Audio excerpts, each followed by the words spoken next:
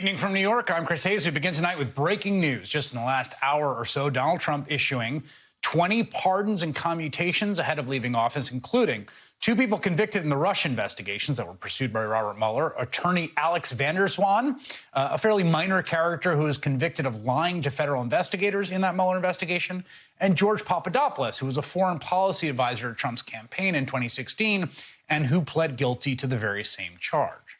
The New York Times reports that Trump's pardon list also includes 4 former U.S. service members who were convicted of killing Iraqi civilians while working as contractors in 2007.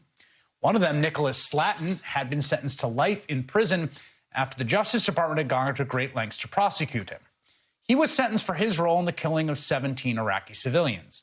If you don't remember, the Nisour Square massacre was a bunch of Blackwater contractors opening fire on civilians who were stuck in traffic in midday Baghdad.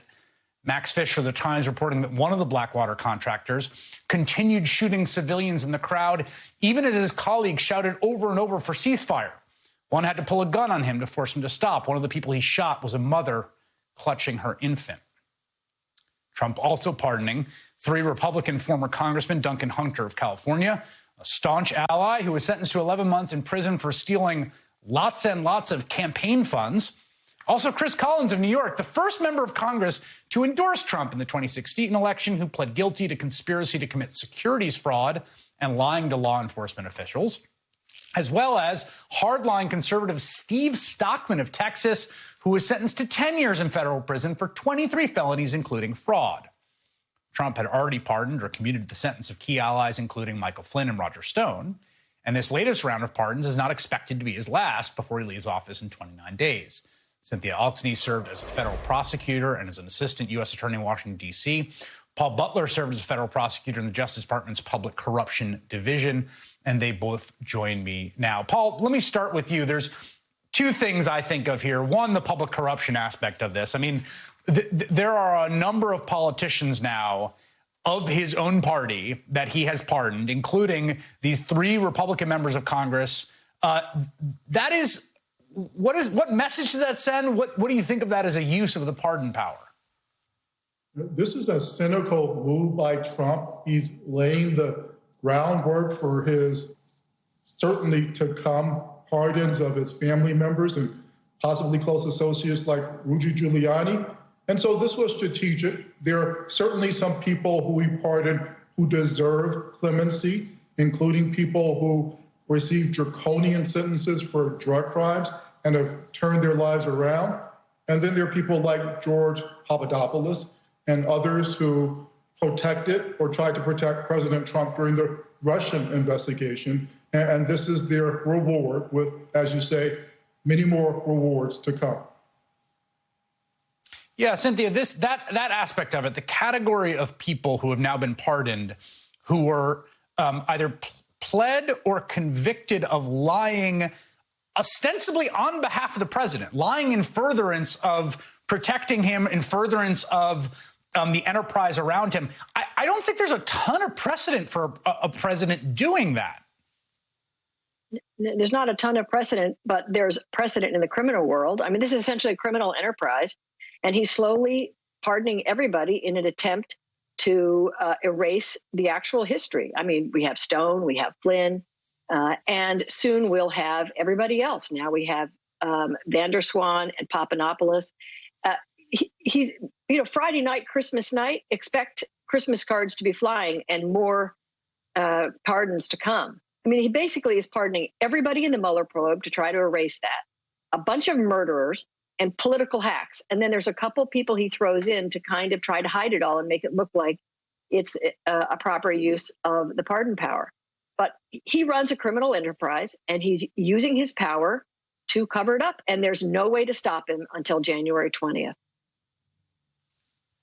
Yeah, Paul, the pardoning of the Blackwater contractors, Nisour Square, was a horrific scene, incredibly, profoundly traumatic in Iraq.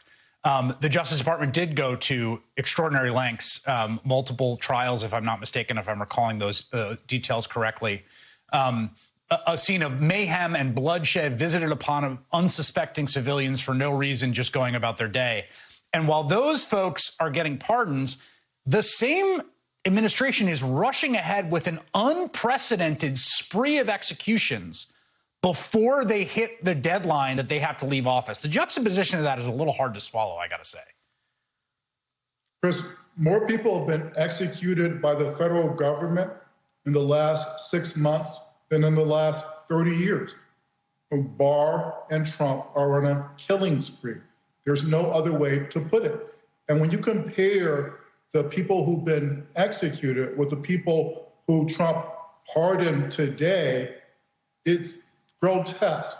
So recently, Karla Faye Tucker was executed. She was a survivor of sex trafficking and gang rape, the first woman to be executed by the federal government in decades. But we can think about Brandon Bernard, who was executed recently. He was 18 at the time of his crime. To show you how arbitrary the death penalty is, he was implicated along with 4 other people who were convicted of the same involvement in the crime. And some of those people are out now. They've been sentenced and released.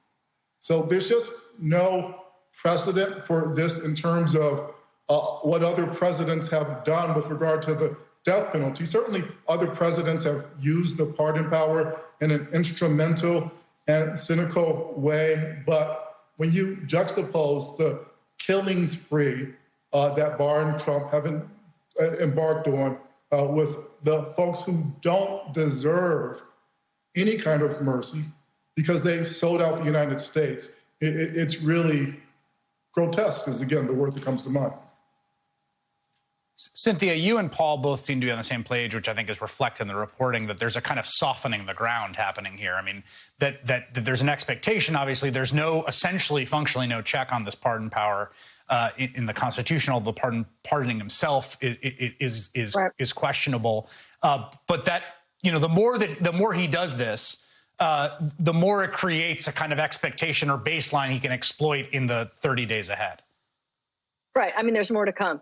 But let's also think about it. And not only is it grotesque, as Paul says, but what if you're one of the officers that testified against these Erik Prince associates in the Iraqi murders? Why would anybody come forward as an officer again to help prosecute civil rights cases if in the end what's going to happen is political hacks are going to pardon and it's going to be wiped under the rug? I mean, it puts the ability for prosecutors to prosecute way back on important civil rights cases. And it makes it more and more difficult for people to believe that justice is fair for everybody, because it's so obvious in this administration, not just Trump and his pardons, but Barr and his activities, that it makes a difference. You get a different set of justice if you have big buddies in power.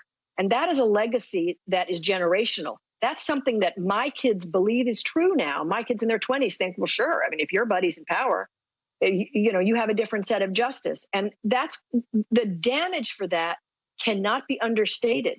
We have hundreds and thousands of kids coming up and young lawyers who don't have any idealism about justice.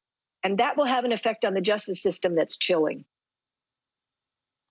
Yeah, we should know the president has a real soft spot for people either convicted of or accused of committing war crimes. They've made up quite a significant part of his pardon portfolio. Cynthia Alksny and Paul Butler, thank you for being here tonight on very short notice. I appreciate it. MSNBC national political